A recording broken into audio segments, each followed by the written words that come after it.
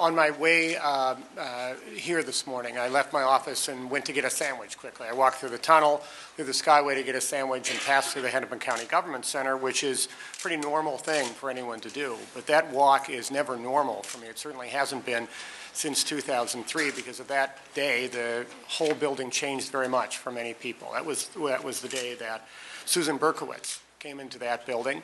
She was involved in a very complicated suit with her cousin. She killed her cousin and her cousin's attorney. She bought that gun from a gun show. It was a 100-year-old revolver that she bought with no background check. That's one of scores of examples around the state of Minnesota where horrible, hideous crimes have occurred with guns that have been purchased by people without any background whatsoever. If you think this is only isolated to Minneapolis, go 140 miles north up to Cass County to Pillager. There was a man up there who had a garage sale. People can have garage sales, but what he did is he went to garage sales all around northern Minnesota, bought up guns, and consistently had one garage sale after the other, selling guns with, of course, no background checks.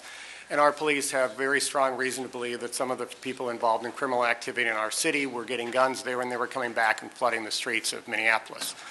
Now, we do have background checks in the country right now. We have some federal background checks. The information on how those work is sketchy because there are some federal laws that prohibit us as local officials from getting access to federal information.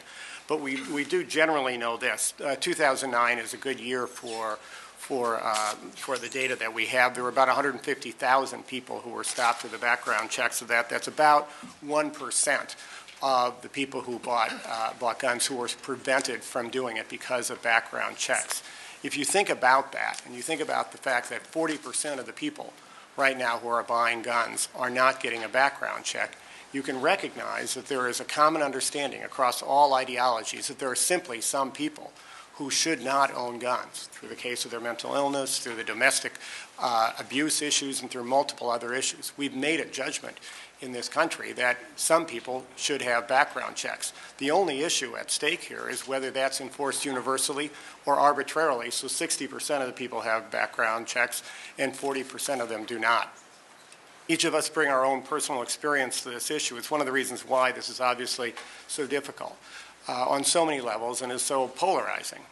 The personal experience I bring is as someone who sadly has been to more funerals than I can count for far too many children, met far too many parents who've lost loved ones.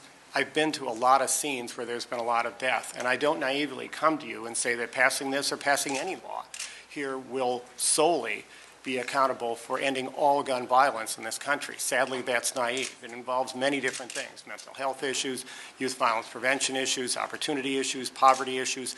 We're working aggressively on all of those areas, and I'm proud to say that our city has dramatically reduced gun violence.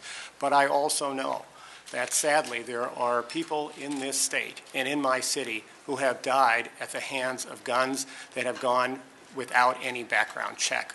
We know that there's a reason to do that. We've done it before. And I ask you, if you go to an airport, if you knew that 40% of the people who were getting on that plane didn't go through the security, wouldn't that make you a little less likely to fly?